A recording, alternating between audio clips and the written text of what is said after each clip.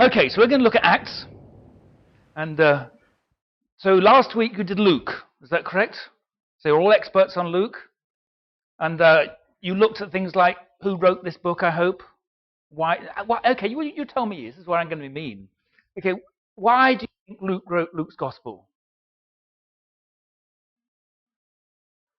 Well, perhaps you don't. What's the evidence you have? Uh-huh. Yeah. Yeah, yeah, yeah. So Luke's probably the only Gentile writer in the New Testament. He wrote more of the New Testament than anybody else. Actual number of words.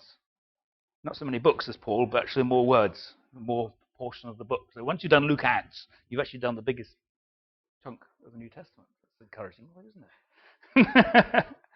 So yeah, okay. Why else? Why Luke? Why not somebody else?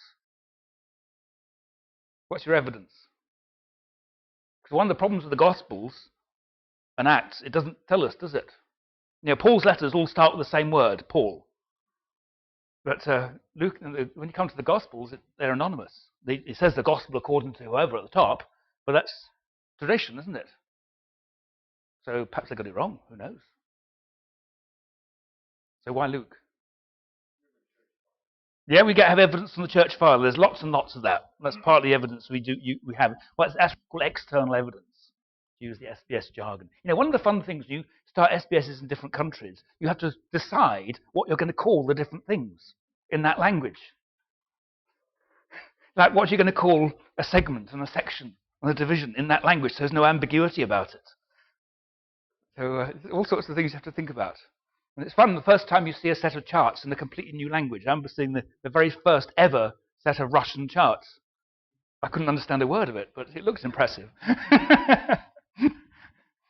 It was just getting around. Anyway, so authorship. Now let's have a look for a moment at the very first bit of Luke. You've probably looked at this the other day, and I want us to make that connection between Luke and Acts. Okay, so this is the beginning of Luke, and this is what it says. Which version are you using? Are you using English Standard or this is NRSV?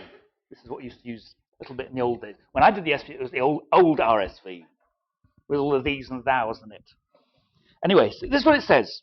Beginning of Luke. Since many have undertaken to set down an orderly account of events that have been fulfilled among us, just as they were handed on to us by those who from the beginning were eyewitnesses and servants of the word, I too decided, after investigating everything carefully from the very first, to write an orderly account for you, most excellent Theophilus, so that you may know the truth concerning the things about which you've been instructed. Now, when you read that, what's the impression you get? It's a letter, yeah, but just about the language. Did you notice that's really formal language? Actually, in the Greek language, there's basically two styles of Greek. There's the ordinary everyday Greek, Koine Greek, which is the Greek they'll talk down the marketplace, just the ordinary people would talk. That's what the New Testament's written in. The everyday language. So it would be Nuneaton-ish. Or Cockney London, or whatever. That will be what the New Testament will be in. Now, the Greek philosophers, like Plato and these guys, they wrote in classical Greek, which was much more sort of formal, elaborate language. And this beginning of Luke's Gospel is written in full-blown classical Greek. It's the only bit of the New Testament that is. And I think he's doing it partly deliberately. Because what he does, it's interesting in Luke, when you read on into the birth narratives, what he does then, through this next 2 or 3 chapters, he uses Greek, which is very similar to the Greek that was used when they translated the Old Testament from Hebrew into Greek. So it was sort of a Jewish type of Greek. And then when you come into the actual ministry of Jesus, after about chapter 4 or so, he goes into ordinary Koine, everyday Greek. So it does like a sort of transition in the language there. It's quite interesting. You'd only know that really if you're a Greek expert, which I'm not. But anyway, I think even in English, you can tell those first few verses are really formal. Now, a couple of things to point out here. First of all, he's writing this for you, most excellent Theophilus. Now, this could be just a dedication. If you read some of these older books in English, even it always says "for my mother" or something. Have you seen that in these older books? It's always your mum. It's never your dad. It's always your mum. For my mother, or for my, for some, or some. It could be some person who's given some money to help you write that book. And this could be the situation. This could be somebody who basically gave Luke a bit of cash so he could write the book. We don't know. But the thing is, you see, did you notice the title it uses for Theophilus? Most excellent. Now, you've read Acts. Is there anybody in the book of Acts who is addressed most excellent? Did you notice that? This is a bit of a mean question. Let's test your Bible knowledge and Bible observation. Was there anybody addressed most excellent? No, not Claudius. Claudius, I don't think.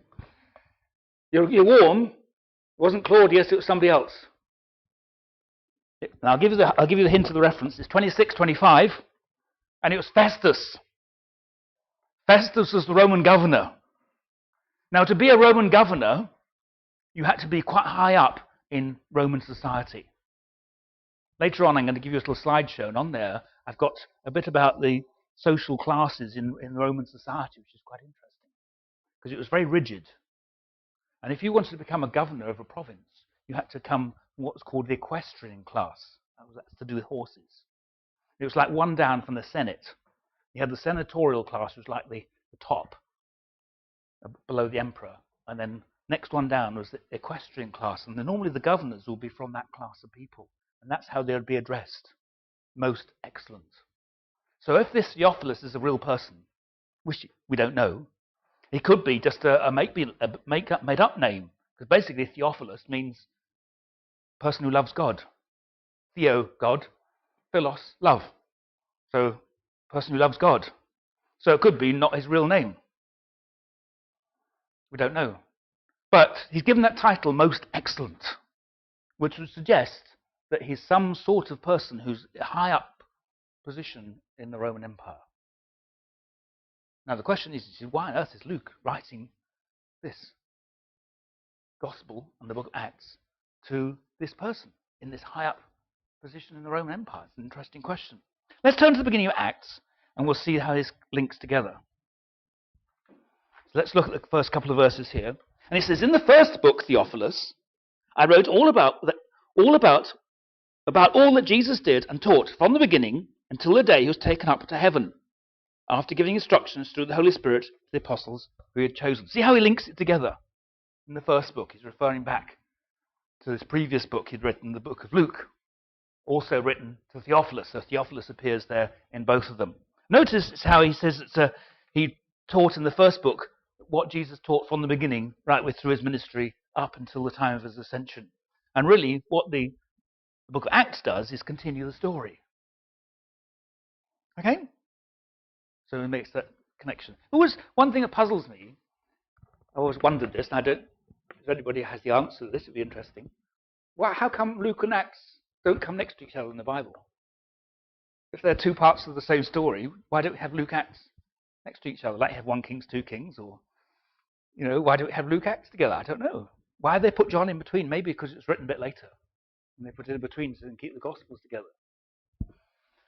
Interesting thoughts, isn't there? One of the things you find as you study the Bible, how many of you came here and say, I want to have all my questions answered? Did you have that thought when you come here? I want to come and do the SBS, and I want to find out everything I could possibly know about the Bible and have all my questions answered. Did you think something like that? And what have you found so far? There's an awful lot more questions you haven't even thought of. And you normally end the SBS with more questions in your mind than when you came. But that's fine. That's all part of learning, isn't it? And that's what we're called to in Christian ministry, really. And in the life of studying the Bible, we're called to be perpetual students. You never graduate from the SBS, you know that? You just graduate onto the free one. It starts at the end of this one. It goes on for the rest of your life as you continue to use these tools you've been given this year to continue your studies and learn how to use it, pass it on. One of the great things we need desperately is people who can teach. Desperate need. I always say this to SBS students.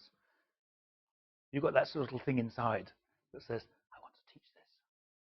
I always remember when I was on the SBS, I was sitting down here somewhere, and I remember looking at the staff and thinking, I'd love to do that one day.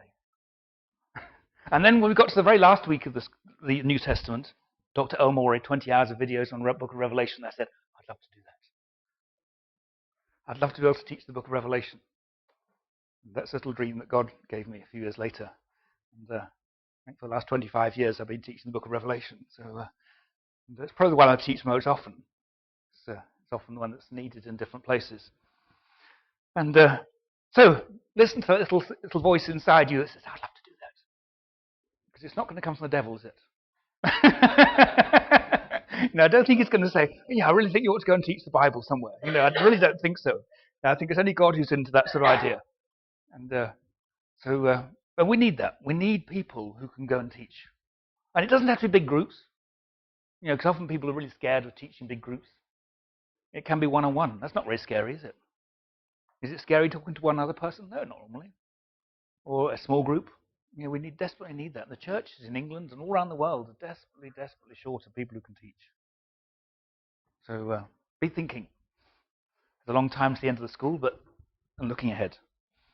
Okay, so where have we got to? Have you got this little handout, by the way? Great. Because this is basically like a little summary of what we'll talk about to start with here. Okay, so how about a date? What sort of date did you come up with for Luke?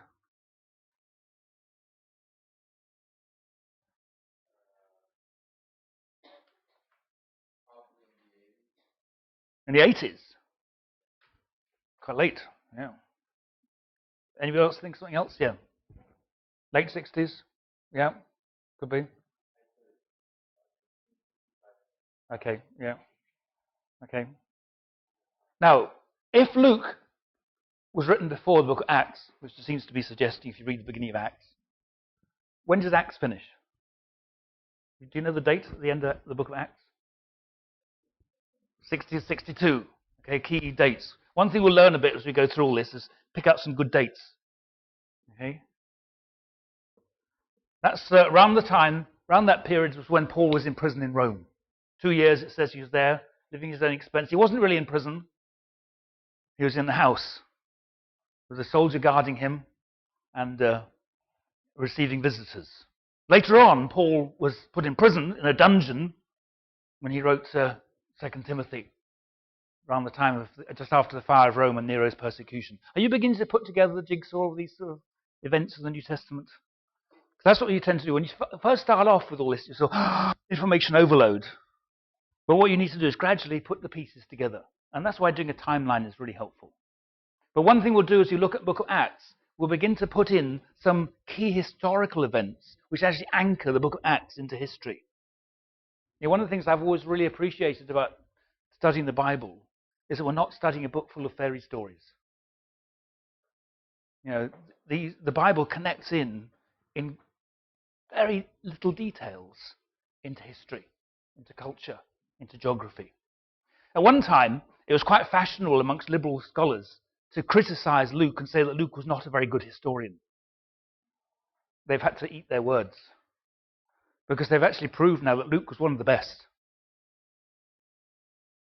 historians we have. He's incredibly accurate. And I'll show you as we go. We're going to have a slideshow later on. I'll show you some of the places where he's unbelievably accurate in his history. You would only know that if he'd been there. And I'll show you some of those. But as I said, it's something that always means a lot to me is the fact that this book we read, this Bible, is rooted in history. It connects in. I remember a few years ago, there was quite an interesting discovery made. You're going to go down to the British Museum later on. But probably about 10 years ago now, there was a guy in the British Museum down in the basement. And they have all sorts of stuff down in the basement, about 10 times the amount of stuff that ever gets put upstairs. And there's a whole load of it is from the Assyrians in cuneiform, in this very old script. Now, there's about 6 people around the world who can read cuneiform. And one of these people was visiting the British Museum, and he picked up a little tablet about this size and read it. And it was a tax return. You think, well, that's a bit boring, isn't it? It was a tax return from a guy called Nabar Ushu Siku or something. And he said, wow, he's in the book of Jeremiah. And that's very impressive, isn't it? But it was. That name is actually there in the book of Jeremiah. And it's amazing this guy knew that. It's one of the sort of obscure names mentioned in the book of Jeremiah, which tends to have lots and lots of names in it anyway. And actually, it made quite an interesting impact on these fairly unbelieving scholars in the British Museum. And the comments were made, if the Bible is accurate with these so insignificant little names, perhaps it's a bit more trustworthy than we thought. But that's the thing that really excites me. And always I appreciate it. And you'll probably enjoy going around the British Museum and seeing everything there. Anyway, so as I said, Luke tended to be very criticised as a historian. And actually, what they've discovered recently is that the sea voyage we have at the book of Acts, chapter 27 and 28, is actually one of the best descriptions we have anywhere of Roman ships and Roman sailing in all of Greco-Roman literature. What we have in chapter 27 and 28 of Acts is about the best description anywhere of a sea voyage. Bit of a risky one. But,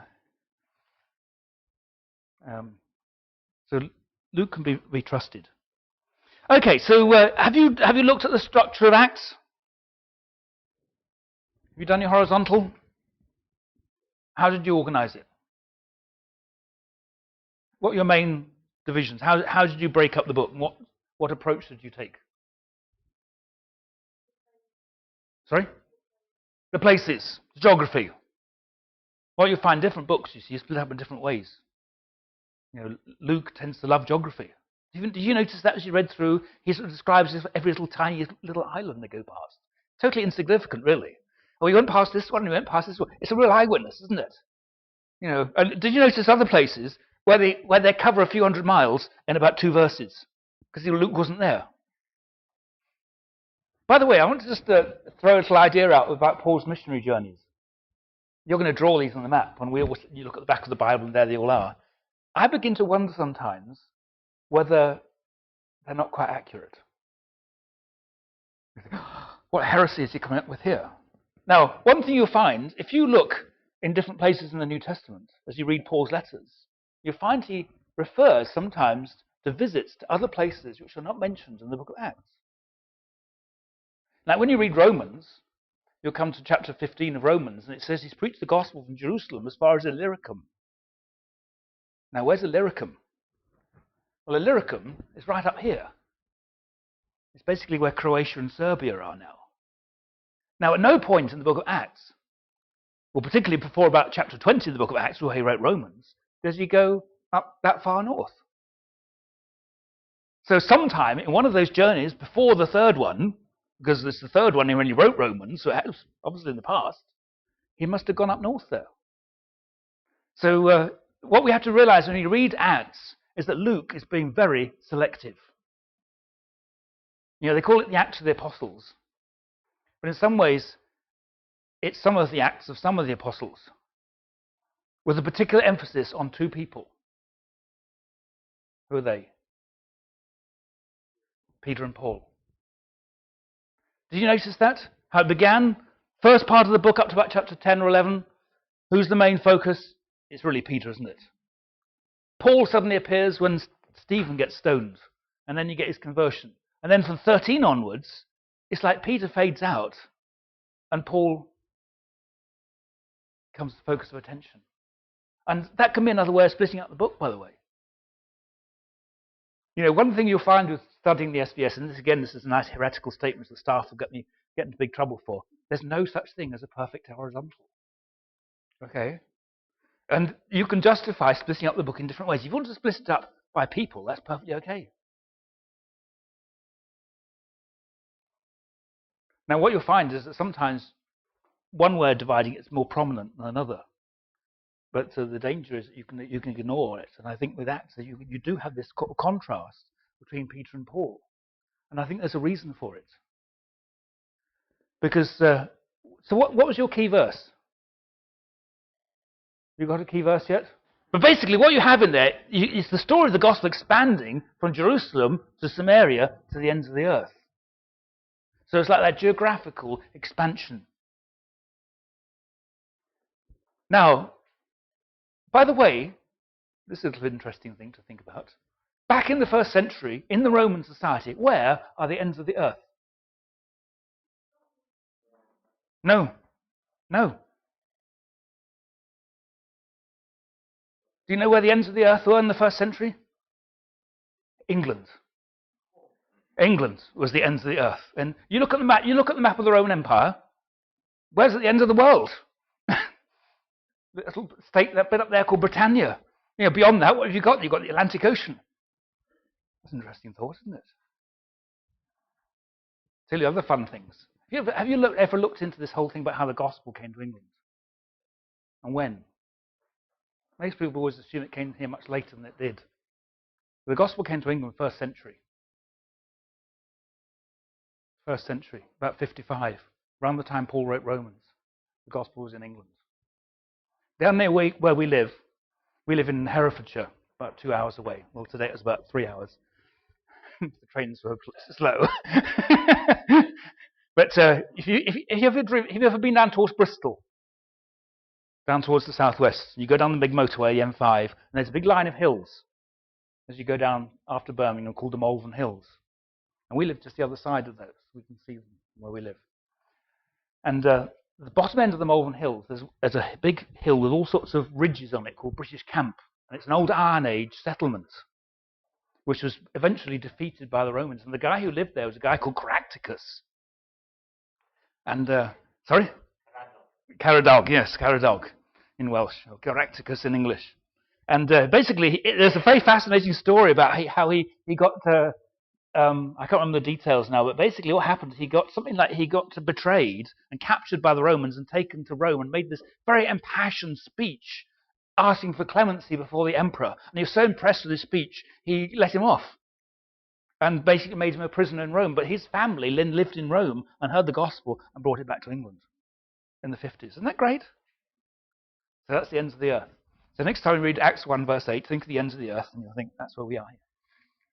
But in the book of Acts, it's describing the expansion of the gospel, but only really in one direction.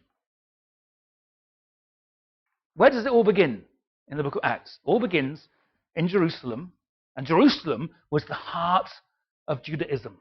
It's the place where the temple was and where the Jews were, the land, the promised land, and everything else. And where does it end up? In Rome. So basically the story we have in the book of Acts is the gospel moving from the Jewish center here in Jerusalem to the center of the Gentile world here in Rome. Now at the same time the book of Acts was describing, the gospel was also being spread in other directions, which we don't hear about in the book of Acts. The gospel came down here to Egypt, came along North Africa. It went east. By the end of the first century, it reached India. They still have the Thomas churches in India today. And it's spread up into Central Asia and into what's now the Arabic world. But that's not described in Luke. See, Luke's being very selective. He's describing the spread of the gospel from the center of Judaism to the center of the Gentile world. And that's why I think he does this transfer from Peter to Paul. You see, Peter was the apostle to the Jews.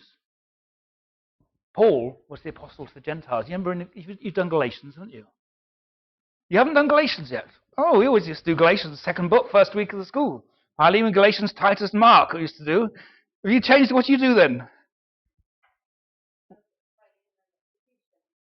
Okay, Ephesians. Yeah. You know why we used to do Galatians? You know why? Very good reason why.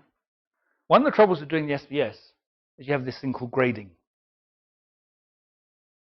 And sometimes people react the wrong way to grading. You get into performance. Oh, I've got to do well, I've got to do well, I've got to do well, I've got to do well. And you get into the big stressy thing, You've got to get 100% for everything, And you want to perform and you want to do. So that's why I had Galatians right at the beginning, all about grace. God loves you even if you don't do any charts. Oh, another heresy. But you got to live that. You've got to live in that grace. That's why we just put Galatians earlier on, so you get that real message of grace. And then you get Titus, you see, that the grace leads to good works. So there's a reason in that thinking. Anyway, so Maury used to always have Ephesians at the beginning. He used to Ephesians rather than Titus. But anyway, people do different things. Once I actually did Revelation to teach inductive Bible study. Yeah, it's very interesting actually, because we actually went to start the school up in Norway, and up near Trondheim, 63 degrees north. This time of year it gets dark about 3 o'clock in the afternoon and light again about 10 o'clock the next morning. Anyway, so we decided to open up the Revelation Week as a seminar for the general public. And I thought what we'll do, because we've been part of this SBS, we'll have they can get them to come a day early and teach some inductive Bible study before we do Revelation. I thought, well, what we'll do, we'll use Revelation to teach inductive Bible study. And it's brilliant. It's absolutely brilliant. Because it illustrates so well the power of asking the right questions, which most people never do. In the book of Revelation, like, what type of literature is it? What was going on in those certain churches in Asia and this sort of thing? All the questions you're familiar with, hopefully be getting familiar with. But it actually works really, really well. So that's an interesting one for next time. Start with the book of Revelation. That would be a radical, different way of doing the SBS. What do you think about one, Andy? They weren't. See, the people coming to the seminar, they weren't doing the whole school. They were just coming here for a week. But it was interesting. One thing you find with the SBS, it's unbelievably flexible. You can take what we have here and you can repackage it and do anything you like with it. Don't necessarily call it an SBS, but because what we're teaching is inductive Bible study and how to. There's all sorts of different ways of communicating that. Okay, so Luke was being very selective. Now, did you notice some places in the book where the pronoun changed? Did you notice that? So it's often called the we passages. Now, if you're Scottish, we passages mean, oh, they're little teeny ones, little small ones. Anybody from Scotland here? I'm partly Scottish. My grandma was a Scottish. So we had the Scottish bass leader at one point. We used to joke about the we passages. But we means us, not them, not small. Okay.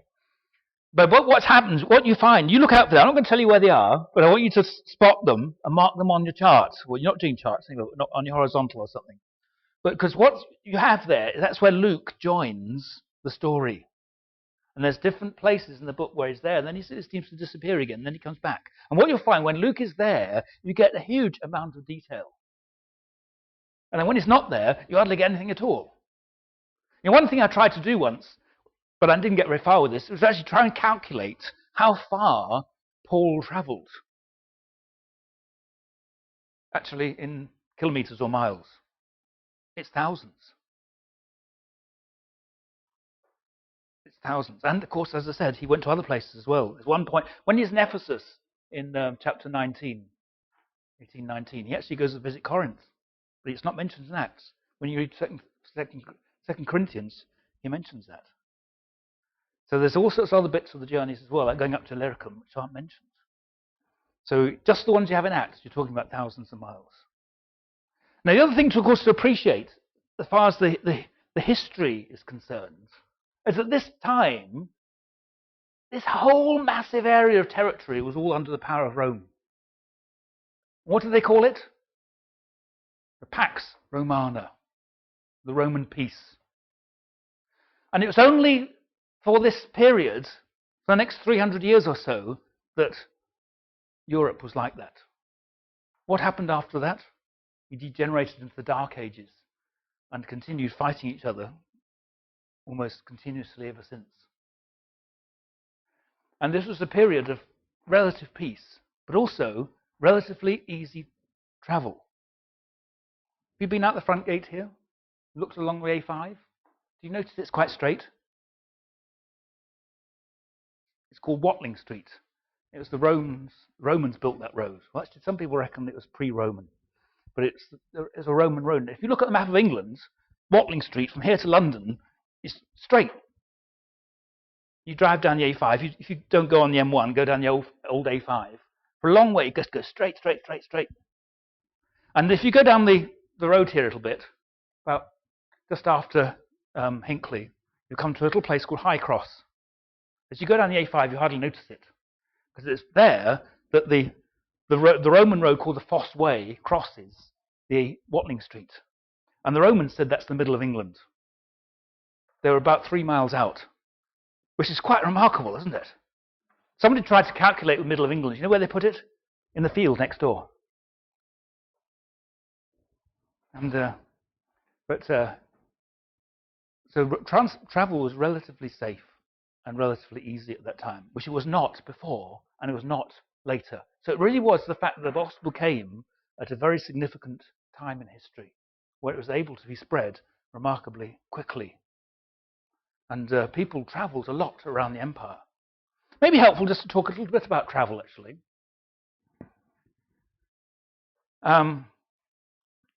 As I said, they had a good road system. The Romans were quite good at sort of protecting the roads from bandits and things like this. You know, there's quite a famous bandit up the road here later on called Dick Turpin.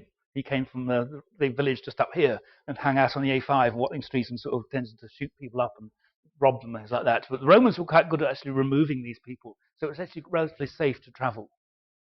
And of course, the roads originally would have been built for transporting their military, their soldiers, but ordinary people could use them too. And a lot of these roads are still in use today, if you look at the map of England and other places around Europe. So it's quite remarkable. Also, Greek was the main language in the eastern part. So anywhere you went in the eastern half, anywhere east of Italy really, people would understand Greek. And then when you went to the western part, people would understand Latin. So there was like an ease of language communication as well. They also had a single currency. Sounds a bit like the EU, doesn't it? But travel was relatively easy, relatively safe. Sea journeys, by the way, were quite risky. You did not want to travel across the Mediterranean on a boat in the winter. And that's what happened to Paul and his friends on the way to Rome. They tried to land in Crete and couldn't manage it because they got swept away by the winds. And it says they nearly landed in the Syrtis. You know, that's right down here. Paul actually landed up almost down here and then managed to get across to Malta. The Syrtis was down here. It's actually still called Sirte today in Libya. It's where Colonel Gaddafi came from. So Colonel Gaddafi's hometown is actually mentioned in the Book of Acts. Anyway, so they landed up in Malta, but this is very rough. And so normally what happened, if you wanted to travel, they didn't have a ferry service. So you couldn't go down to the port and wait for the next ferry going to Rome. Pay your money and the ferry will go. What you have to do, you'd have to wait in the harbour until you could find somebody who'd be willing to take you somewhere vaguely in the right direction. So if you look at Paul's journey to Rome, for example, he actually went on about 3 different boats on the way to Rome, because you go, there's one going up here somewhere, so let's go there. And then, there's another one going over here somewhere, let's get that one. And what would happen, you sort of negotiate with the captain of the boat to take you as a passenger. And they would normally be carrying cargo as their main thing. And so basically you'd have to pay your own way. They wouldn't feed you. And normally what would happen, boats at that time, they weren't very keen on going right out into the middle of the ocean, the sea here. So they'd normally keep to the coast, keep in sight of the coast all the time. And each night they would go into a harbour for the night. And then the passengers would then have to go ashore, find something to eat, because they wouldn't get it on the boat. And normally find somewhere to stay as well. So that's what sea travel was like. And as I said, trying to do any time after this time of year onwards will be very risky. Because the Mediterranean can get surprisingly stormy. Anyway, it's a little bit about travel. But the distances they covered are really quite remarkable. Okay, if you pick up their handout, I'm not going to go through this in detail because you can read this yourself. I put here, there's a section here about the structure. Major character, Peter Paul. Geographic expansion of the gospel, Jerusalem, Judea, Samaria, at the ends of the earth. But also, some people have noticed that through the book are these sort of little brief summary statements. Sometimes people call them progress reports. Let me show you an example of one. 6 verse 7. And it says this. It says, the word of God continued to spread. The number of disciples increased greatly in Jerusalem, and a great many of the priests came obedient to the faith. That's rather interesting, isn't it? All the priests got saved. But if you look on that list there's a number of these through the book, and some people have actually used those to do the structure of the book. So there's another little thought, another one for you. Now, the other thing I've got on here is different features of Luke's style. And geography we've noticed, of course. Did you notice that in the gospel as well? His interest in geography and history, how he placed Jesus' birth during the reigns of these different rulers, and the ministry of John the Baptist too. Repetition. Did you notice you get Paul's testimony 3 times? It's interesting little comparisons there as he tells, actually, Luke tells actually what happens, and then how Paul then tells that to different people as well. Interchange. Remember interchange, A, B, A, B? You get that number of times, so look out for that. Contrasts. Do you notice the contrast in chapter 4 and 5 between Barnabas and Ananias and Sapphira? Barnabas was one who sold a field and gave the money to the apostles. Ananias and Sapphira sold something, kept some money back, pretended they gave it all. Interesting, that story. What did they do wrong? They didn't have to sell their field, whatever it was. They didn't have to give it all to the apostles. They lied about it, you see. They tried to make out it was all of it when it wasn't. Anyway, understatement. This is a very typical Luke. You get, you notice in chapter 15 when you have the Council of Jerusalem. And basically what happened, you see, the big argument really was something that the church really struggled with all the way through the book of Acts, by the way, in the early decades of the church. How can Gentiles come to faith? And this is really the background of Galatians as well. And you see some people coming along and saying, well, you know, Jesus was the Jewish Messiah. And if you want to believe in the Jewish Messiah, you need to become a Jew. Because, you know, you could become a Jew. It was quite a lengthy process, and for the men, a bit painful. That's why you tend to get more women converts to Judaism than men, very practical reasons. You get a lot of people, by the way, in Acts who are called God-fearers. Do you notice those? These were Gentile, like Cornelius was an example, a God-fearer, somebody who feared God, who believed in the one true God, would go to the synagogue, give money to the synagogue, but the one thing they did not want to do is to have the snip. Okay? Very basic, isn't it? But you see, you get a lot of women who are converts. So it was quite possible, even though it was a bit difficult and a bit of a long process, for a Gentile to become a Jew. Basically, it meant a complete cut to your previous life, literally, you know, cut off from your previous existence. You're giving a new name. You'd be baptized in water as a washing, and then circumcision for the guys, and then you'd have to agree to come under the law. And there's a number of comments about, you know, in the Gospels about the Pharisees going out and proselytizing. Anyway, so the big question, you see, is when Gentiles started to respond to Jesus, what are we going to do? And Cornelius is a real key story. Because what you have there is, sometimes it's called the Gentile Pentecost. You know, you've got Pentecost in chapter 2, the coming of the Holy Spirit, they were all Jews. No problems, okay? Now, what the apostles got into trouble for doing was going out and preaching the gospel to the Gentiles. And there was a struggle within the believers. Some people were hard line and said, no, you can't do that. Others were, like Paul, he had that revelation of grace that the gospel was also for the Gentiles. And what was happening is, you see, Paul went off and preached the gospel and saw people come to faith up in Galatia and other places, up central Turkey. And then Judaizers would come along and say, well, no, Paul was teaching really what was a fairly easy gospel. He just wants to please you. He was just saying an easy message. You know, if you really want to be serious about following God and believing in Jesus, you really need to become a Jew first. That was the argument. And in chapter 15, they thrashed this out. The Council of Jerusalem. And Luke describes it as no small dissension. What's that basically mean? They had a huge row. In chapter 27, there was no small tempest. In other words, a huge storm big enough to shipwreck you. Have you ever been in a storm that size? I have. For a little while after I finished university, I worked on the ships.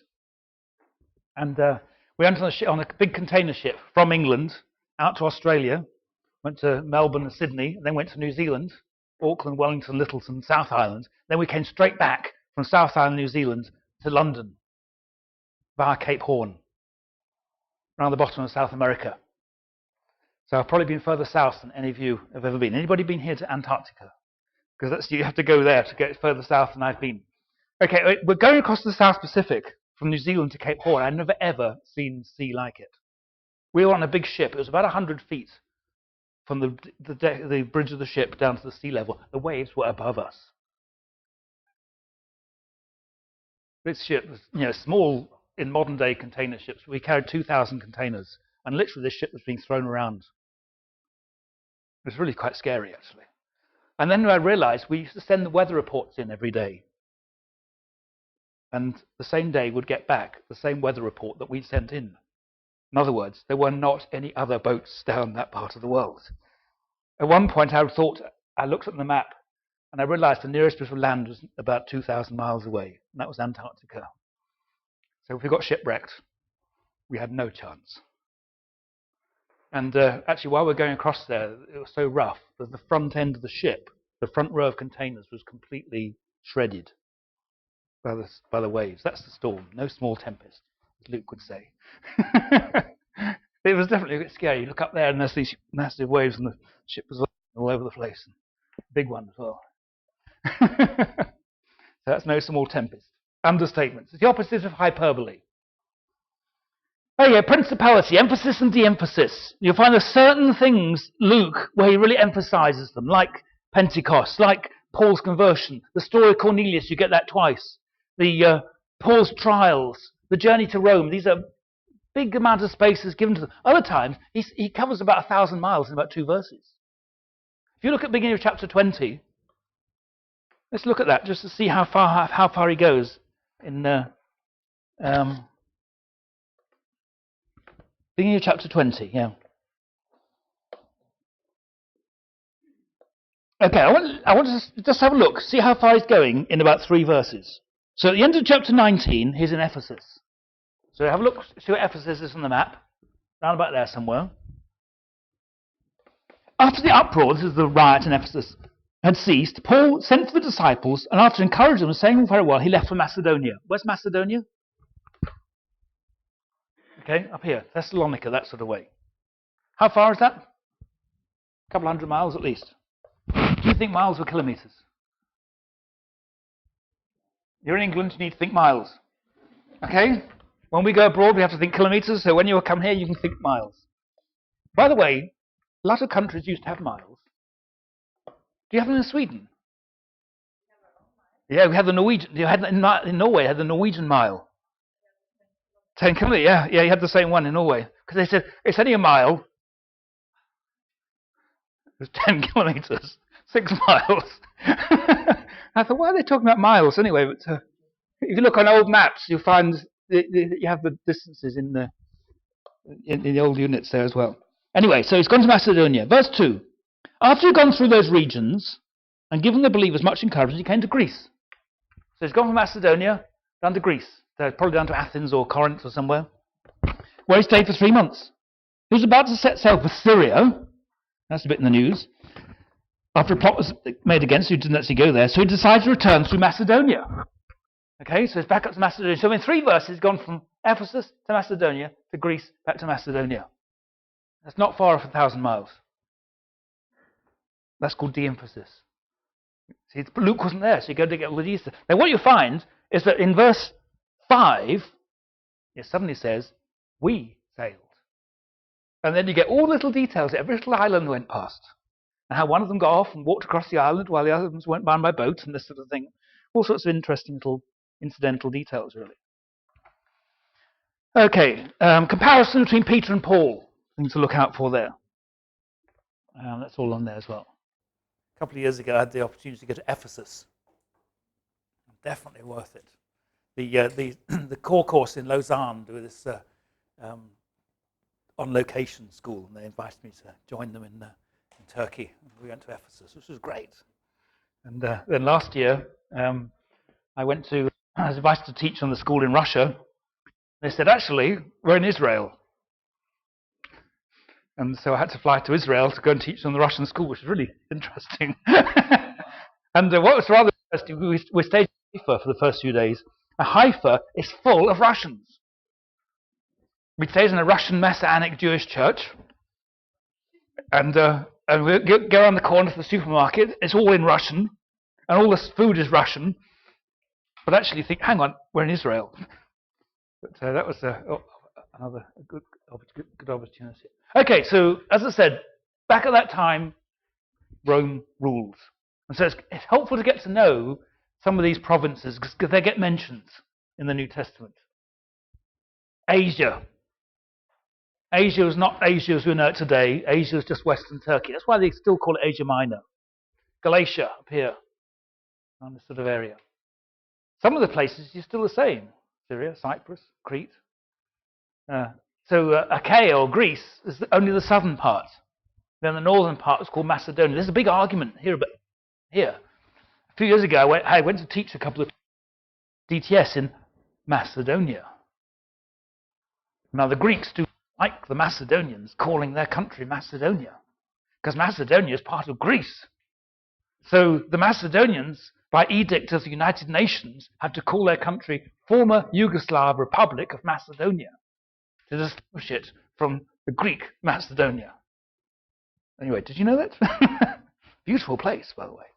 If you want somewhere really scenic, go down to the bottom of the Balkans here. It's fantastic scenery. Very unknown. As we went to a place called Ohrid, Macedonia. Beautiful location. It's on the road, actually. And going through there.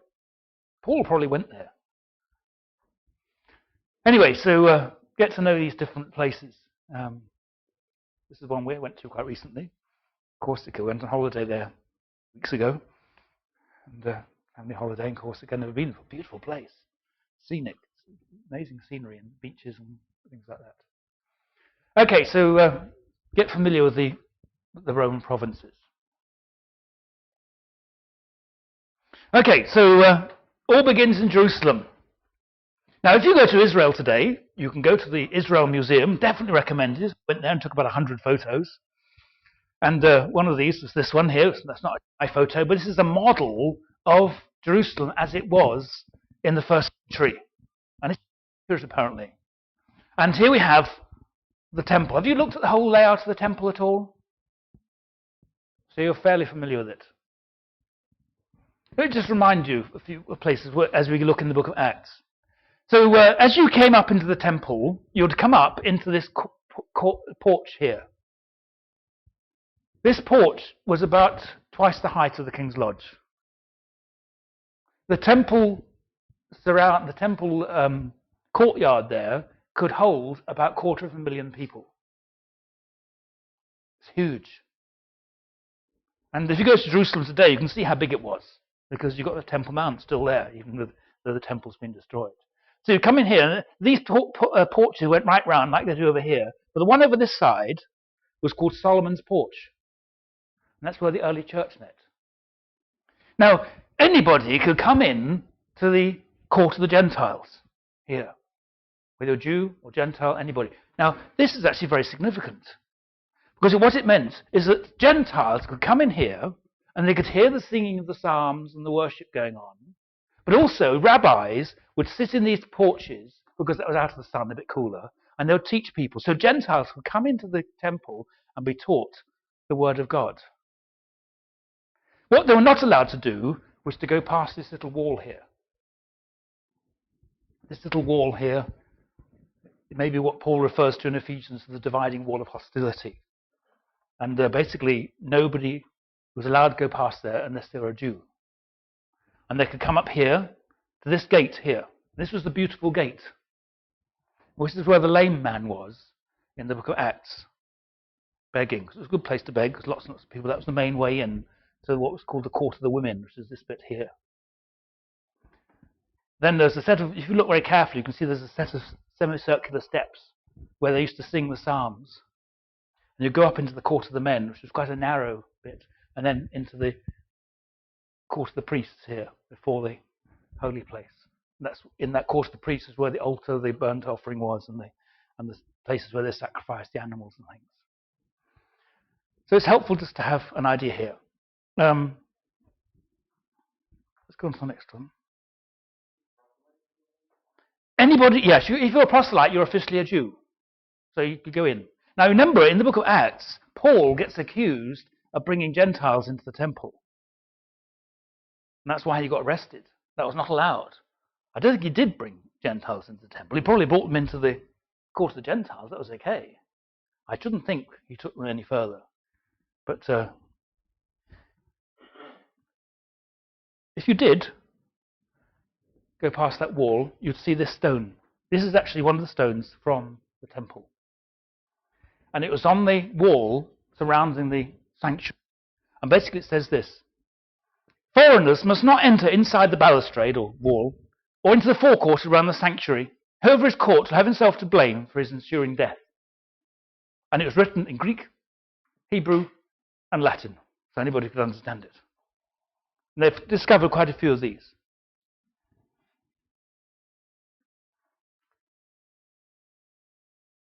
There's a view of the court of the women. So there's those semicircular steps. These doors here were called the Nicanor gates. And if you're lucky, if you go to the British Museum, they might let you into the basement, into the room which is hardly ever open. I haven't been there for years. But down there they have an ossuary, a bone box, and on there it's inscribed Nicanor, who made the gates. And it's the bone box of the person who gave the money to make those gates. These ones here, the beautiful gate, apparently needed 8 people to open them. They were so heavy. And they're made out of wood covered with gold. And one thing you find with the temple, it was all made out of marble and gold. And so when the sun came up, it would glisten on it, and it would like shine. And apparently people coming towards Jerusalem would say it's like seeing this huge mountain as you went up to Jerusalem, because it's so prominent, and it would shine in the sunshine, because it's all marble and gold. Over here is the treasury. And in the treasury, did you talk about this in Luke? Now, in the treasury, there were 13 boxes for the different offerings. And they were like a box, and it had an opening shaped like a trumpet. Now, in those days, of course, they didn't have notes or cards or checks or anything. And so if you wanted to give money to the temple, you had to give a coin. And the bigger the coin, the more it was worth. And so what people could do, if they had a big coin, they could throw it into this trumpet, and it would go, and everybody would say, oh, isn't he giving a lot of money? I remember Jesus was standing in the temple watching. And then you see the widow came with her 2 mites. You know how big a mite was? It was about half the size of an English penny. They're really, really tiny, about this size. They don't make much noise when you put them in. It would go tick, something, still tiny noise. And that's where the treasury was. And so it's helpful to get to know the temple a little bit. This is an inscription from the synagogue of the freedmen. Now, the freedmen were people who had been slaves. Another thing you've done, Philemon, did you talk about slavery? The institution of slavery back then, and how you became a slave, and how you could get out of being a slave. And most people were either born a slave, and you'd be given a name like Onesimus. Useful. Ha. In the book of Romans, when you read Romans, you'll find there's a family of slaves. There's somebody called Tertius. He's beeping at me. There's somebody called Tertius and somebody called Quartus. Now just imagine having children and calling them this. Number 1, number 2, number 3, number 4. Because that's what they are. Tertius, number 3, Quartus, number 4. They must have been slaves. A free person would never give their children a name like that. Can you imagine that? You imagine your mum and dad say, okay, you're number 1, you're number 2, number 3, number 4. How horrible, isn't it? But that's slavery, how degrading it was. Now, most people either were born a slave or you're a slave who are captured prisoners. So they go to another country, capture a few people, bring them back and sell them. I always remember in Ephesus, when I visited there, you had the agora, the marketplace, where the slave market was. I remember sitting there thinking, one day, this guy called Philemon came down and made a purchase which he later regretted. Onesimus. Oh, Onesimus, must be useful. But no, he wasn't. But then, yes, he was. You know the end of the story, by the way? Did you know the end of the story of Onesimus? What happened to Onesimus? He was freed, yes, but what happened later on? He did become leader of the church in Ephesus, but also it was in Ephesus that the letters of Paul were collected together towards the end of the first century. So who put the book of Philemon in the New Testament? Onesimus did. It was very valuable to him. Makes it a bit more personal, isn't it? Anyway, the synagogue of the freedmen, these are the people that Stephen had an argument with. And this is an inscription there from that synagogue. It's actually there in Greek. What's happened to that? Oh, there they go. Come back again. Okay, this is Damascus. Oh, I shouldn't think it looks anything like this now. I've not been. Anybody been to Syria? I've not been. Very ancient, archaeology, I think, which is just basically being wiped out now. Sometimes people say, is it right that the British have all this stuff down in the British Museum? Well, I say, yes, it certainly is. Because if it wasn't here, it would be somewhere like Syria or Iraq, and it would have been destroyed. We keep it safe here. The British Museum is free to entry. People, thousands and millions of people can come and see it very easily. So I don't feel at all guilty of the fact we have all this stuff, which we basically pinched from Iraq and Syria. And you read the story. There's a very interesting story you can read about how they discovered all this Assyrian stuff in the British Museum. And basically, they pinched it and smuggled it out. Ferried it out down the river and got it out of the country before the officials knew what was happening. There's an amazing stories, actually, as you read the account of how they discovered some of the actual artifacts, which you can now see in the British Museum. What was his name? It'll come to me. There's the name of the archaeologist who discovered it all. Anyway, Syria back then, Damascus, was an area called Nabatea. Back in the, if you have the map here, basically Rome conquered the coastal area, and further inland was this area called the Nabateans. They were the ones who are well known for the city of Petra. Have you seen Jordan? That one down in the rocks. But the Nabateans ruled that area, and apparently during the time that Paul visited, Nabatea ruled over Damascus under a king called Aretas. And Aretas actually gets mentioned, I think it's in 2 Corinthians. But he was subject to Rome. Damascus was given to Aretas by the Emperor Caligula just before the time of Paul. Okay, that's the next one. Oh, I can't do the next one. I have to do it. Okay, so this is a little bit of a background now of what was going on. First of all, with the death of John the Baptist, but also with Paul visiting Damascus. Anyway, this is King Aretas, and he was called Aretas Philopatris. A lot of these kings used to have a name and then have a sort of nickname. So he was called Philopatris, friend of his people, of the Nabateans. Interesting, he's not a friend of Rome. Anyway, so apparently his daughter was originally married to Herod Antipas. And you remember the story? Antipas goes to visit Rome, where he meets his father, Philip. There were several Herod families. The Herod family, by the way, work out the family tree of the Herods. It's really quite difficult, isn't it? Herod the Great had about 9 wives, and about 4 or 5 of them had the same name. Mariamne was obviously the in name to have if you're going to marry Herod the Great. So it's very difficult to tell which Mariamne is which. But there's obviously more than one. Also, the problem you see with having lots of wives, you have lots of firstborn sons. So the big argument comes, okay, which one's going to be king next? No, it's me. No, I'm the first of this one. No, I'm the first of this one. So they had a huge big bust up and a big argument, and then the Romans had to decide. Anyway, so Antipas, you remember he was originally married to the daughter of Aretas, of the Nabateans, and then he went to Rome, and then he decides he liked Herodias, and Herodias decided she liked him, and Herodias, of course, was married to Herod Philip in Rome, and she left him and came back to Israel with him, and then along came John the Baptist and said, "It is not right for you to marry your brother's wife." And so what happened to John the Baptist? He got put in prison. Interesting thing. Anyway, so apparently when that happened, Aretas was really upset and declared war on Antipas because he'd basically ditched his daughter. Anyway, so King Aretas gets another couple of mentions. First of all, there in 2 Corinthians 11. And it says this, "In Damascus, the governor under King Aretas guarded the city of Damascus in order to seize me, but I was let down in a basket through a window in the wall and escaped from his hands."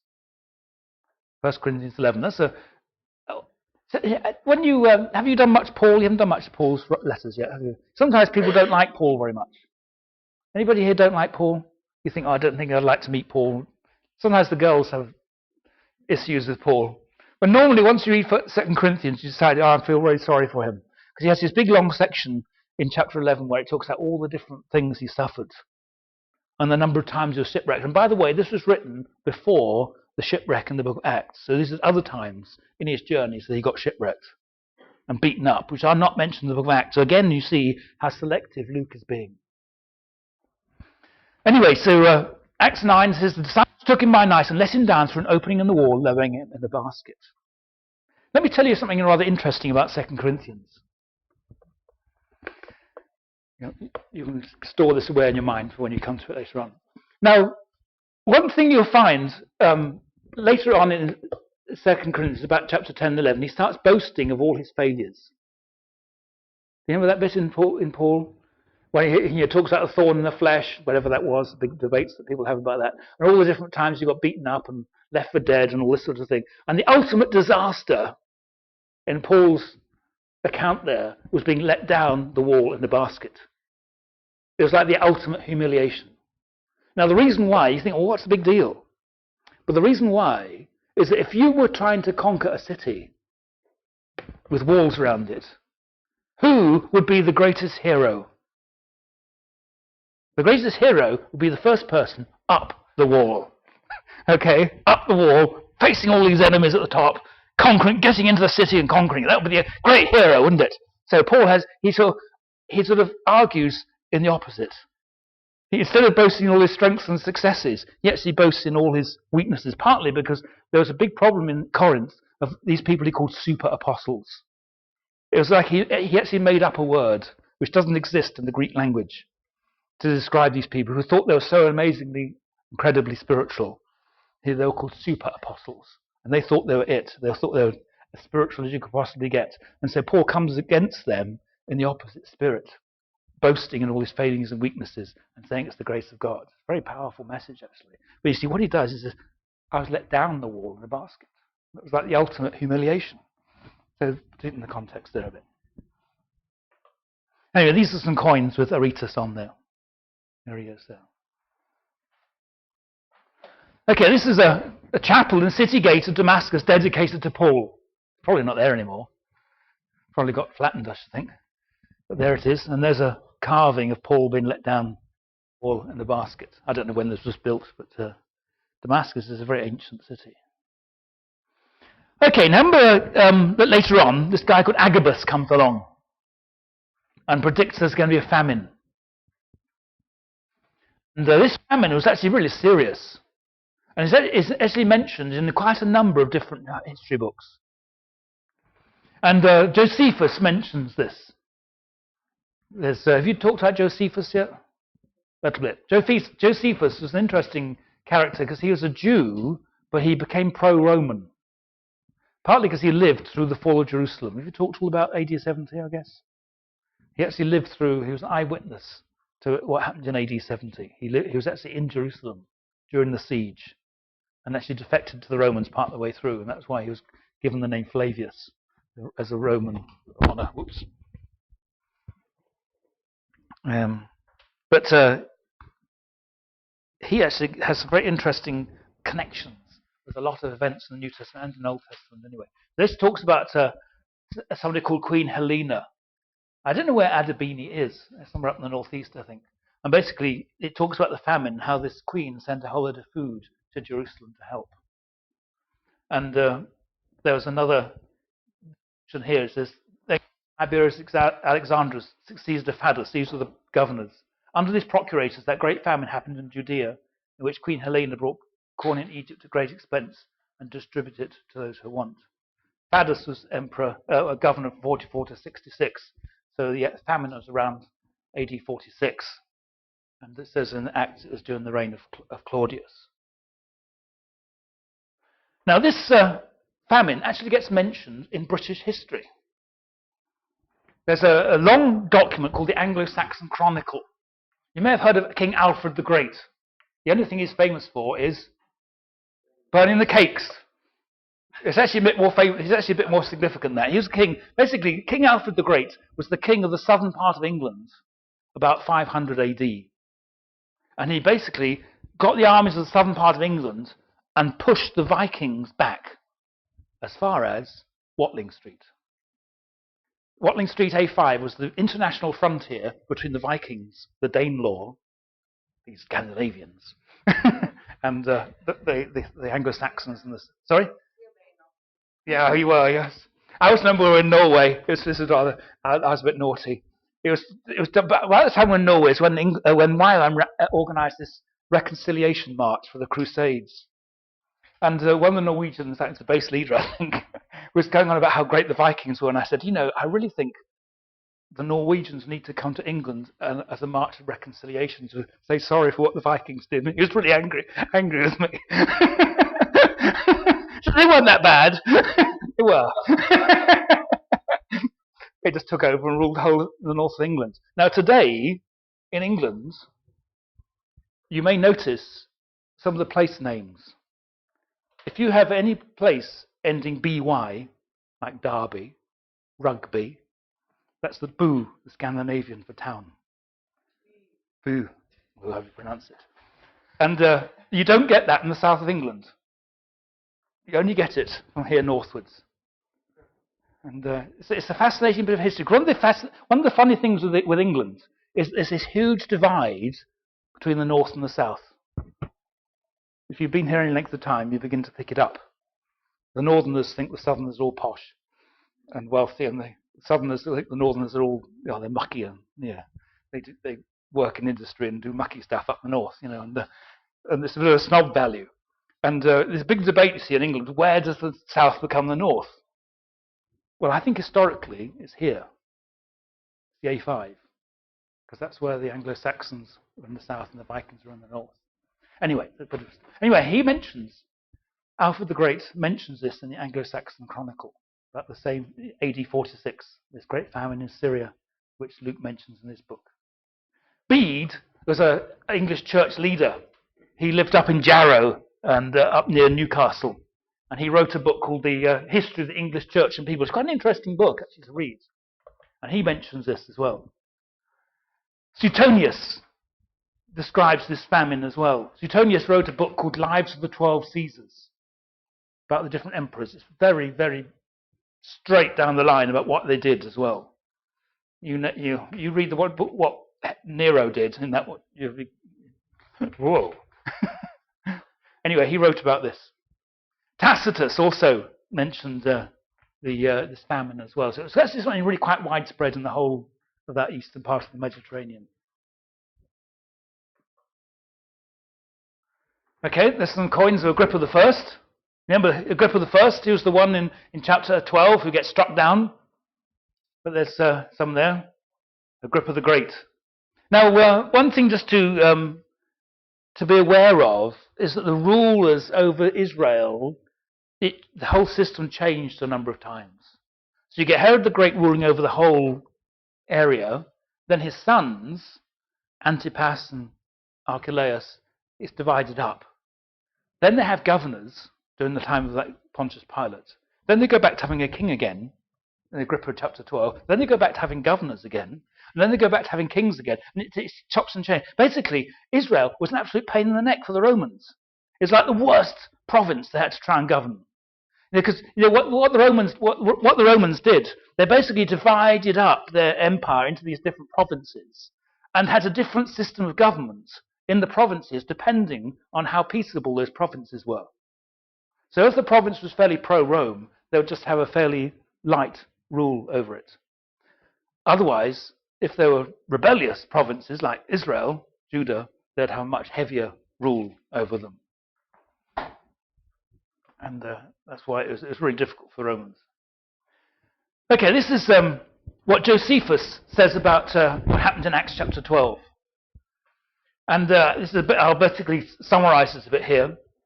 So Agrippa was putting on a show in Caesarea in order of the emperor, basically a bit of sucking up, a bit of flattery. The way things worked under the Romans is that basically what would happen is that when the Romans conquered an area of territory, they would find some local leader and put them in charge. And they had two things they had to do. But one was to make sure they'd raised enough tax, and the other one is that they kept the peace. That's why Pontius Pilate was so worried about there being a riot. When you read about the account of the trials of Jesus, particularly in John's Gospel, you'll find he's really anxious about there being an uprising or a riot. It's happened a number of times in his rule already. And basically what happens if you're a governor and you have a riot and the Romans have to send the army in, guess what's going to happen to you? You're going to come, the emperor's going to say, come here. And whether you get let out, again, is doubtful. You'll probably get executed or banished somewhere. So it was really a bit of a tense pressure on these people to keep the peace. And so they're flat of the emperor. And he's putting on this show here. So he invited all the governors and things. And he put on a robe of silver with sort of silver thread in it. And apparently, when the sun came through the window, it shone on this robe with the silver in it. And it sort of glistened. And its sun shone on the silver, causing fear and trembling in the audience. And the flatterers cried out using words which were no good to him, addressing him as a god. And this is what they said to him, to Agrippa. Be gracious to us. Until now we have reverenced you as a man, but now we see you as more than of mortal character. In other words, they think he's a god. And apparently he rather liked this. Oh, I'm a god now, am I? And you see, the Romans, they had this sort of thinking that, emperors were gods. It's very much a sort of Eastern thing from the eastern part of the empire. That's how they deifying their leaders. And apparently he looked up and saw an owl above him. And apparently he had been warned before that when he sees an owl, he's going to die. And he was struck down by severe pains in his abdomen, dying 5 days later at the age of 54. And that's the account you get in the book of Acts as well. Very similar. Okay, so chapter 13, we get the first of Paul's missionary journeys. Now, I always like to think of this. In chapter 13, you have the church in Antioch. This was a very significant church in the book of Acts, actually. We didn't get a huge mention of it, but Antioch is up here. There. Now, what's confusing, there's a whole load of different places called Antioch. Partly, the reason is you go back into testamental period, you had the rulers called Antiochus. Have you talked to Antiochus Epiphanes? But they had a whole load of Antiochuses, and they tended to found cities called Antioch, named after themselves. It's like the whole load of Alexandrias as well. But anyway, so Antioch became the sending church for Paul's journeys up here. And it was quite a significant development in the story of the book of Acts, how when the church was breaking out of its Jewish roots and becoming to reach the Gentiles as well, this establishment of a Gentile sending church. Very significant. Anyway, so just imagine you're in church one morning, today, Sunday, and somebody has a prophetic word from God. I want you to send your chief pastor and chief elder out into the mission field. How many churches would obey that? Who's their chief one? Barnabas. You nearly said Paul then, didn't you? But Barnabas was the leader. Paul went with him. Sometimes people suggested it really should be Barnabas' first missionary journey, because he's like the main one as they go out. Okay, so the first journey, Paul and Barnabas are sent out, or Barnabas and Saul.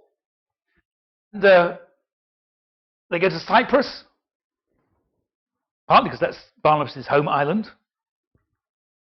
Up here to southern Turkey, and go inland up to another place called Antioch. This area is up here in the centre here. It's called Pisidia. Now, the other confusing thing when you look at this whole thing of the book of Acts is that sometimes you get the Roman provinces named, and sometimes you get the older areas named. So all this area up here was in Galatia. That's the Roman province. But there was an earlier area down there called Pisidia, and they had their own language, and it was like a local region under and before the Romans. Anyway, so they go up to Antioch, Iconium, Lystra, Derbe. Now, what we'll see in a minute, as we look at this in detail, that this here was actually the main road. There was a main road that went from Jerusalem, Syria area, up here through Tarsus, Derbe, Lystra, Iconium, Antioch, Ephesus, Rome. It was the main road. It was the M1. Okay? Now, notice what's happening. Where did Paul come from? Paul of Tarsus. Now, when you read chapter 13 and 14, basically he goes to these places. What happens in every single one of them? He gets rejected, beaten up, thrown out, stoned, left for dead. You name it, that will happen. So where does he go? What would you be tempted to do if you were here in Derbe?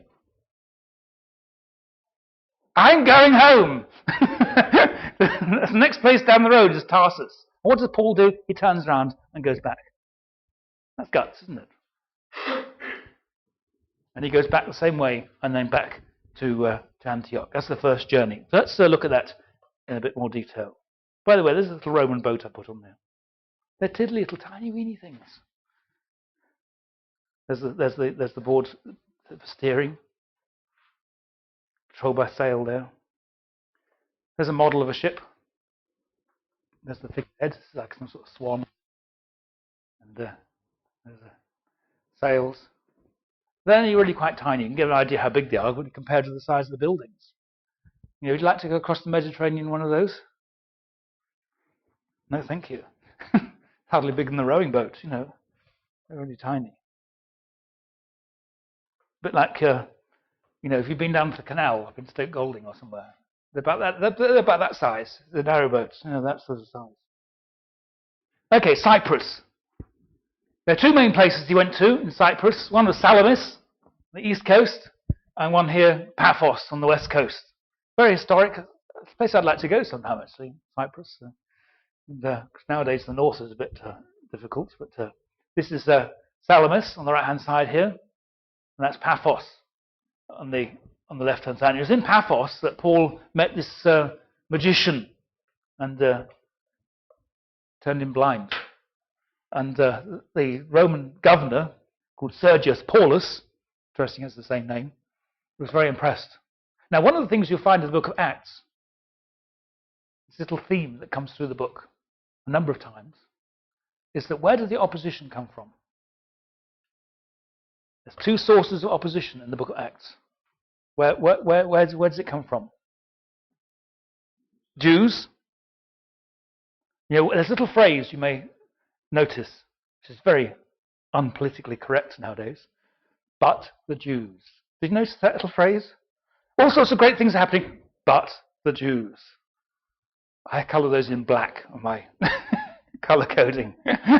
It's a recurring phrase, but the Jews. It's like, oh, you know, the bad guy, dung, dung, dung, you want the sort of theme music, you know, James Bond has just come out. You can have, you know, imagine when the bad guy comes up, you have the special theme music, but that's the, but the Jew, dung, dung, dung. But where does the other source of opposition come from?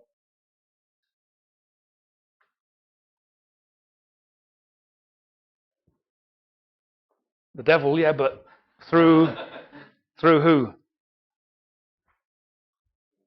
Magicians. And people who are into magic and this sort of stuff. Number of times. People who are into soothsaying, fortune telling. Did you notice those? Like Philippi, Cyprus, Remember, earlier on in the book of Acts, you get Simon the magician who wants to buy the power of the Holy Spirit. And Peter tells him off. By the way, that his name went into church history. Have you ever heard the word simony? Simony is basically when you buy church positions. Okay, you want to be Bishop of Nuneaton? Okay, that will cost you £2 million. You want to be Archbishop of Canterbury? That's £100 million. You want to be Pope? You want to be Pope? I'm not joking. This happens in history. People bought these offices, and that was called simony, named after Simon the magician. So he went down into history. But you see the opposition from the Jews, but also from the magicians. And one thing you'll find is that Luke is quite interested in this whole thing of the spiritual battle between the gospel and the powers of darkness. You get it in his gospel, but you also get it in the book of Acts. Remember in Ephesus, why were they so upset with Paul? In Ephesus, they couldn't sell what? Little statues of Artemis. They made lots and lots of money selling these little statues of Artemis. The temple in Ephesus, Temple of Artemis in Ephesus, was one of the 7 wonders of the ancient world. People used to tour around these, like a sort of package holiday, 50 AD style. TripAdvisor and Expedia and all these EasyJet, But back then you'd walk or go by boats, but they used to tour around, and Ephesus was one of the main places. And they'd buy these little statues of Artemis made out of silver. And it talks. There's one place in 2 Timothy where it talks about this person who's a silversmith who caused so much problem, but he made these little statues of Artemis probably. So it's again this clash with these powers of darkness. And this is what you get in Cyprus. But when you get this opposition from the Jews particularly, we then see support and protection coming from the Roman governors a number of times. And this becomes quite significant. We'll talk a bit more about this tomorrow. Okay, this is an inscription they found naming Sergius Paulus, the governor of Cyprus, proconsul of Cyprus. Now, he was called a proconsul. And this is again an example of where Luke is extremely accurate with his account. He gets the titles of these different governors in the different provinces at the right time perfectly correct. Because sometimes, you see, a province would have one type of leader at one time, then it would change. But what you find is that Luke gets it consistently correct. And also you find different places, different cities, had different titles for their leaders. Some were unique to particular towns, and we'll mention that as you go on. But anyway, this is a consul. And a proconsul was in charge of a senatorial province. This was a province under the control of the Senate. The Senate was like I wouldn't call it a parliament, because it wasn't elected. It was by birth, basically, you became a senator. But they were like the people who actually administered the rule of the emperor. And they were elected by the Senate for 1 year renewable term. And their job was to ensure the peace and collect taxes. They did not have a military authority. They did not control the army. But that was Sergius Paulus. There he is on that inscription. Okay, so we go inland now to Pisidia, Antioch. And what we have here, we have an example of Paul's preaching in the synagogue. Now, you're doing a little exercise on Paul's messages, aren't you? Because it's very interesting what he preaches. The other thing also rather interesting is, would you have got saved by listening to them? If you read through those accounts, you think, would that speak to you? Now, because what does he do in Pisidian Antioch? He goes to the synagogue, and this was like his sort of pattern all the way through his ministry. He goes to the synagogue, and because he's a Jewish rabbi, he gets invited to speak. And by the way, when you taught in the synagogue, you would sit down. You'd normally stand up to read this passage, and then you'd sit down to talk. So, pass me the chair. No. And sometimes it's nice to sit down to teach. That's nice to do that. But they'd sit down to talk, and as a Jewish visiting rabbi, he'd be invited to teach. Now, the question, of course, with Paul is how long will they let him carry on? And you see, Paul's very clever. What does he do? Just imagine, you see, when you read Acts 13, 14, just imagine you're a Jew or one of the Jewish leaders in that synagogue, and you've invited Paul to teach. It was a bit of a risk, isn't it, inviting somebody else to teach? Yeah, she's probably regretting it now. One thing you'll find with SBS is you'll get disasters, by the way. Be prepared for this. You're going to get things which are just go completely pear-shaped. I always remember once I had somebody visiting speak, and he started teaching, and it was completely the wrong book.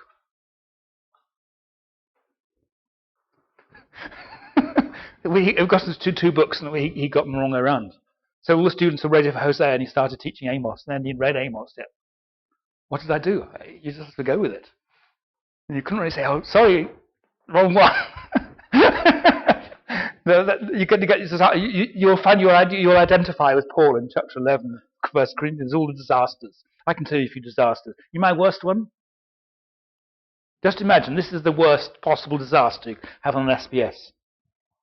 And this actually happened. It's very sad, extremely sad, actually. We had one student who, very keen, served the Lord. And first term, she was okay. Second term, things started to go wrong. Started questioning all sorts of stuff, went to all sorts of things, and different people talked with her. And it was interesting what happened, what it was. Somebody eventually, I don't know what it was now, got to the root of it, what the actual problem was. Basically, she was in a big temper tantrum with God. And anyway, she decided she didn't believe in God anymore. And didn't want to follow God anymore, so she dropped out of the school. You know what happened next? She committed suicide. That's about the worst possible. That was my first school. Okay, have you had that one? That was my baptism of fire, I tell you that, for leading a school. So that's what you get, leading schools full of students, and students come with all sorts of stuff, and some that you know about and some that you don't. One of the problems I had is that I'm a teacher, I'm not very good at leading. And that people get all sorts of things going on in school. I didn't know about it. I was too busy getting things prepared to teach and things, But, I'm so glad I don't have to lead schools anymore. But, anyway, so things go wrong. So just imagine you're a Jew in the synagogue listening to Paul's talk. What does he do? He goes right back and gives them an Old Testament history lesson. Starts talking about Abraham and Moses. And you can imagine all these Jews listening, oh, yeah. Oh, this is good. And he gets up to David. And, oh, good. And then he suddenly drops them in it. He starts talking about Jesus. And then before they realize it, what? Very clever, actually. And then what you find is that you get a very characteristic response. You get a few people who believe. They come to faith. Only a few. The majority oppose him, and they basically kick him out. And that's what happened again and again and again through his synagogues, through the book of Acts and the different synagogues. I mean, what Luke's doing here is giving like a typical Jewish message that Paul gave. You don't get it in every single one because you don't need to. He probably gave a similar sort of message in different places. And so a few Jews responded, but you see, in the synagogue, there'll be a whole load of Gentiles who were God-fearers, that's how Luke calls them, he calls them God-fearers, but who had not become Jews, but they hear the message of Jesus and say, this is what we've been waiting for. We can come and believe in God without all this legalistic stuff.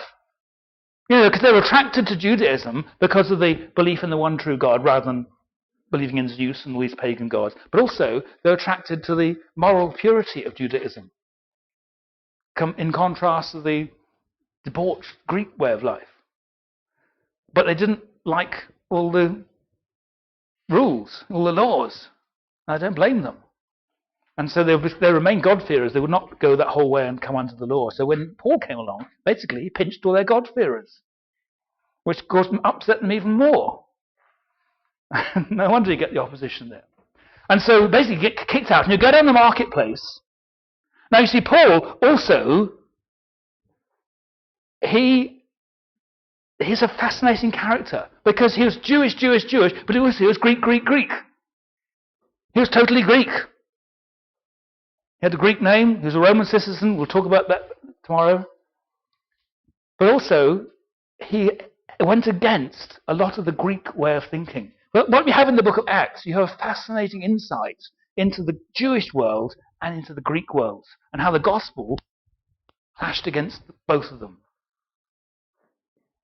And one of the areas where it clashed against the Greek world is that Paul did the worst thing possible. He was going to be a Greek teacher. You know what he did? He worked. You can't possibly be a good teacher if you have to work for your own living, earn your own money. Because the Greeks separated this whole thing of the spiritual from the physical. Very, very significant to understand Greek way of thinking, which is very prevalent still today in the whole British education system and the whole Western education system. If you're going up through school, there's this huge, great pressure. You must go to university. You must go to university. Because that's a better education. If you wanted to say, I want to become a carpenter, they say, oh, no, you need to go to university. And that's why nowadays they give degrees and you name it, all sorts of bizarre stuff, And totally unnecessarily, I think. I think, education, we need to, have a lot more apprenticeships and things. People actually been trained in real skills. But see, the Greeks really looked down on that. Paul worked with his hands to earn his money. And that's looked down upon. And you'll find that particularly when you come to Corinthians, they're really looking down on Paul. He wasn't really a good teacher because he had to work. Anyway, so he went down to Gentiles, teach the Gentiles through his trade in the marketplace. And lots would respond. And then basically the Jews got together and kicked him out. And you'd leave a church there to get on with it. And who's this church consisted of? You've got a few Jews, you've got a whole lot of God-fearers, and a great mass of pagan Gentiles who all responded to Jesus, all come to faith from all their different backgrounds. And basically Paul appoints elders in those churches, and that has to go on because he's been kicked out. No wonder there's a bit of problems. Now, one thing you'll find when you read these letters is that they're so real. They're timeless in many ways. The differences of backgrounds and peoples in the churches. So, just the leader of those churches. Did you do Titus? Titus, yeah, no. Titus is really funny because he went to Crete. And by the way, we went to Crete on a holiday a couple of years ago, and I decided I disagreed with Paul. Because in Paul it says that the Cretans were evil beasts and lazy gluttons. And I thought the Cretans were quite nice, actually. They were very friendly and welcoming. And anyway, perhaps they've changed in a couple of thousand years. But basically what Paul does, he quotes one of these pagan Greek poets, which is rather interesting, and says, yes, that's true. And then he says to Titus, I want you to appoint elders in the churches from these people who are evil beasts and lazy gluttons. Because that's all your choice. If all the Cretans are evil beasts and lazy gluttons, you've got to appoint these lovely godly elders who are all together and with it. And yeah.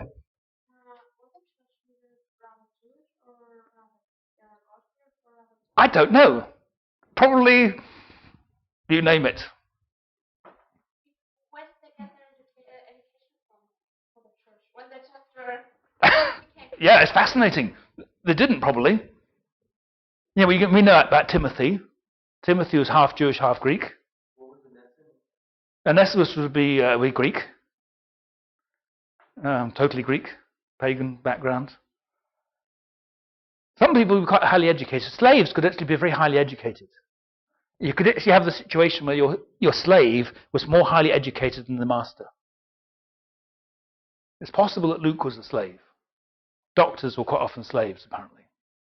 Well, a funny thought, isn't it? Doctors. But apparently a doctor could be a slave. So it's great, but there's no answer to that. It really depended on who was around and who they could see had that potential. And no wonder Paul needs to keep in touch with these churches and go back to visit to basically keep them on the straight and narrow. Because they're trying to do this and they haven't even got the New Testament yet.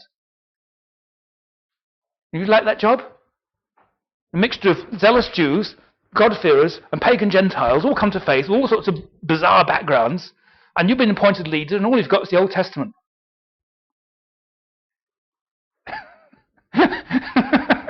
It helps you understand why there are a few problems in those churches, don't you? Anyway, we need to stop in a minute. Let's just get to the end of the first journey anyway. That's City Antioch today. There's the Roman road that Paul would have walked along. Some of the time he's with Paul, some of the time he isn't. But he was not at all with Peter. No.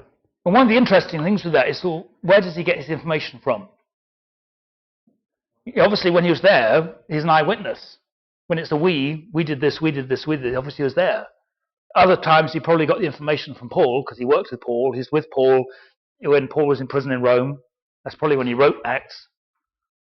Paul was stuck in house arrest. Luke was down the road somewhere visiting and writing his Acts probably. But the earlier part, where did he get his information from? He probably talked to the different apostles. Did you talk about this with Luke? Where did he get his information from?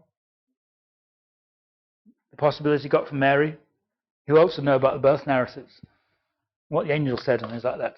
And he probably talked with Peter, and he obviously met these people at different times probably, and because they travelled as well. There's, when you read Corinthians, it's obvious that Peter travels. He didn't just stay in Israel. I think what's happening is that by the time John wrote, the other three Gospels are already written and in circulation. And John was the very last person, probably, on the face of the earth who actually saw Jesus face to face. He was definitely the very last one of the 12. And he died. He was the only one to die of old age. And they reckon he was about 100, and he died about the year 100. And apparently, according to church stories, the tradition is that his friends urged him to write down his memories before he went. Because when he dies, he'll take all his memories with him. And that's why John's gospel is different from the others. We already had the other information, so it doesn't. But also, it's what the purpose of John's gospel is as well. As I say, all these people, the gospel writers also, are very selective. They're picking out different events in the life of Jesus to communicate what they want to communicate. So we have to, that in the end, at the end of John, it says, if the whole world would fill the books if everything was written down about Jesus, and so, John had to cut that down to 21 chapters, whatever.